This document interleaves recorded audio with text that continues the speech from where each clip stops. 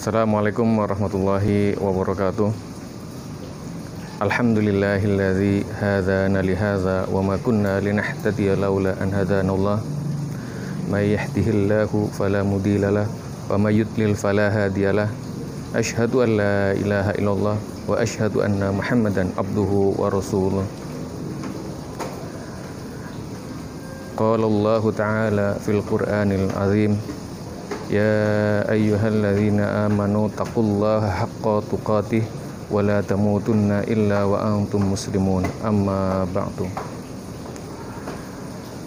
Anak-anakku semua, pertama-tama saya panjatkan rasa syukur kehadirat Allah Subhanahu wa taala yang pada kesempatan hari ini saya masih berkesempatan untuk berbicara, untuk sedikit memberikan nasihat kepada kita semua, yang mudah-mudahan dengan nasihat ini kita dapat mengambil manfaatnya dan kita bisa menjadi orang yang lebih baik, baik di dunia maupun di akhirat.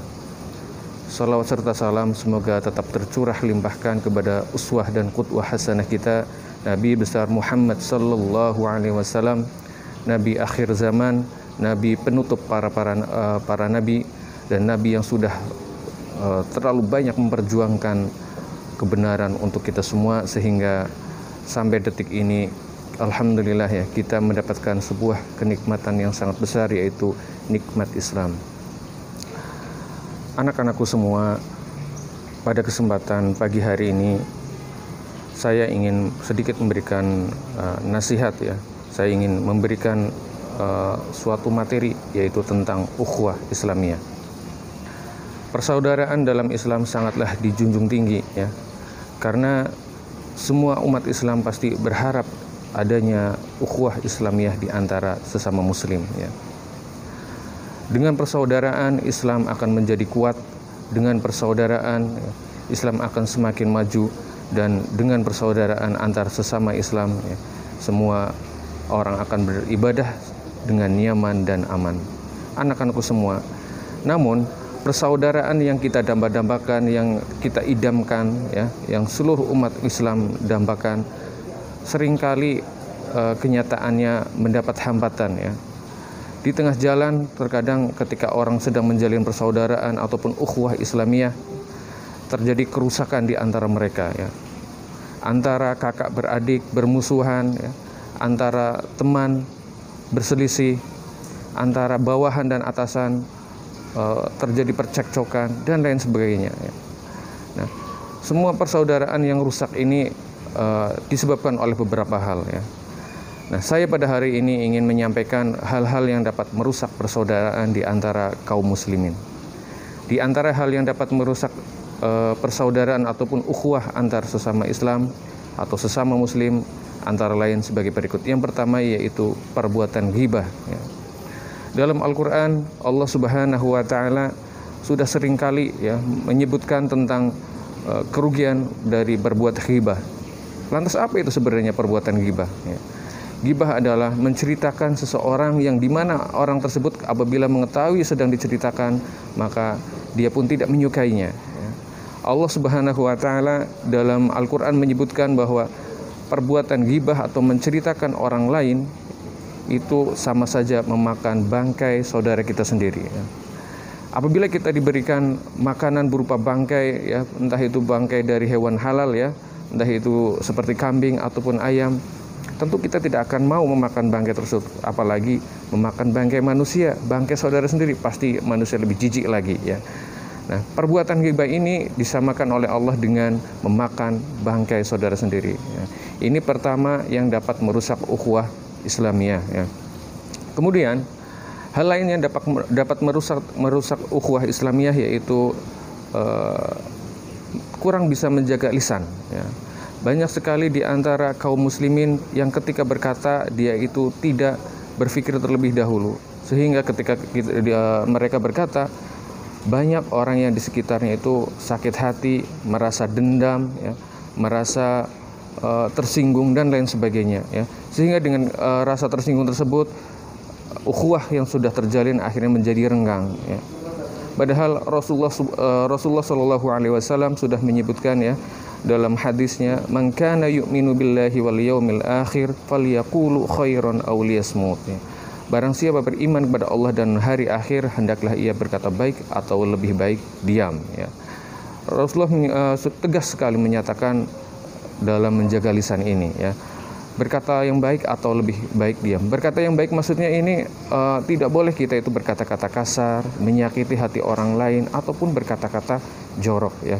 Dan perlu diingat bahwa segala ucapan yang kita keluarkan dari lisan kita pasti akan mendapatkan pertanggungjawaban di hadapan Allah Subhanahu wa taala. Sebagaimana firman Allah, ya, "Inna sam'a wal basara wal fu'ada kullu ulaika kana anhu mas'ula," ya. Sesungguhnya inna sam'a pendengaran, wal basara penglihatan, wal fu'ada dan hati kalian semuanya akan diminta pertanggungjawaban di hadapan Allah Subhanahu wa taala. Untuk itu, marilah kita sebagai umat muslim, ya, menjaga lisan kita, ya, berpikir terlebih dahulu sebelum berbicara, ya, apakah ucapan kita itu dapat menyinggung orang lain atau tidak, ya, apakah ucapan kita ini bermanfaat atau tidak, ya. Hendaknya di antara kita semua bisa melakukan hal tersebut, ya, sehingga di hadapan Allah pun kita tidak akan mendapatkan balasan yang setimpal dari apa yang kita ucapkan. Baik, untuk perbuatan yang ketiga, ya, yang dapat merusak persaudaraan, yaitu merendahkan orang lain, ya. Tidak sedikit pula dari kaum muslimin karena dia mempunyai kedudukan, ya, karena dia merasa lebih kaya dibandingkan yang lainnya, karena dia merasa lebih ganteng, karena dia merasa badannya lebih kuat, dia merendahkan orang lain, ya. Dengan mudahnya dia meremehkan orang lain meskipun dia tidak tahu sebenarnya kelebihan yang dimiliki oleh orang tersebut, ya. Banyak sekali orang tidak berpikir, ya, dengan merendahkan orang lain dapat merusak ukhuwah Islamiyah. Dengan merendahkan orang lain, ya, orang yang direndahkan tersebut akan merasa tersinggung, marah dan tidak terima, ya. Rasulullah SAW telah bersabda, ya, "Al-kibru batrul haq wa humtun nas." Sombong itu adalah menolak kebenaran dan merendahkan manusia, ya.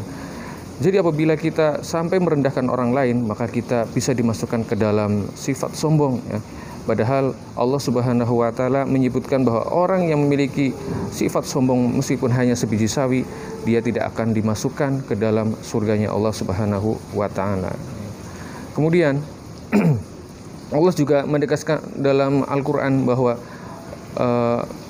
sikap merendahkan itu adalah hal yang buruk yang Allah itu sangat melarang keras, ya. Sebagaimana firman Allah, ya, "Ya ayyuhalladzina amanu la yashhar qaumun min qaumin asa ayyakuna khairum minhum," ya. Hai orang-orang yang beriman, janganlah di antara kamu merendahkan orang lain, ya, bisa jadi orang yang kalian rendahkan itu lebih baik dari kamu, ya. Ini sikap ketiga yang dapat merusak ukhuwah Islamiyah. Mudah-mudahan kita dapat menghindari perbuatan tersebut, ya, sehingga kita pun dapat terjaga dari hal-hal yang bisa merusak ukhuwah Islamiyah. Kemudian hal yang keempat yang dapat merusak persaudaraan ataupun ukhuwah di antara kaum muslimin, yaitu perbuatan hasad, ya. Tidak sedikit juga, ya, dari kaum muslimin ketika melihat orang mendapatkan kenikmatan, ketika melihat orang lain mendapatkan banyak kebahagiaan, dia merasa tidak suka, ya. Dia tidak suka dengan kebahagiaan yang dimiliki oleh orang lain, sehingga dia itu berusaha keras ingin menghancurkan ataupun merusak kebahagiaan orang tersebut, ya.